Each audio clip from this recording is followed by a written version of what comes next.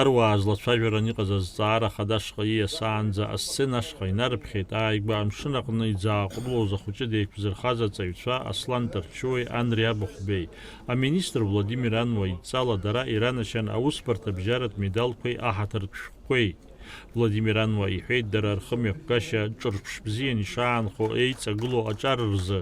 Иазгәеиҭеит арҭ арԥарцәа аррамаҵзура ацара рықәра аҵанакуа ианрызҳалак аԥсадгьыл ахьчаразы рҩызцәа ишрывагылоу. Анаҩс аруаа азааҭгылеит рашәарамзазы арратә ҽазыҟаҵарақәа шымҩаԥысыз атәы. Ажәахә ҟаиҵеит арбџьар мчқәа рштаб хада аиҳабы Владимир Савченко. Главная задача в подготовке штабов и войск в летнем периоде ставится повысить способность в целом вооруженных сил к выполнению боевых задач по предназначению.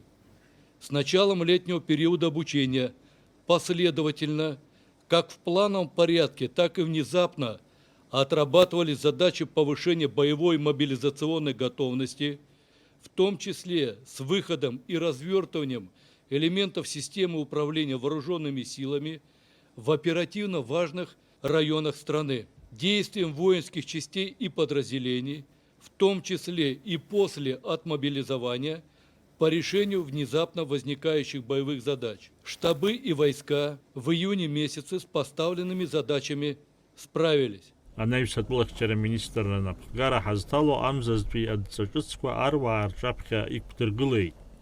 Даур Инаԥшьба, Алықьса Гәхаа, Аԥсуа телехәаԥшра.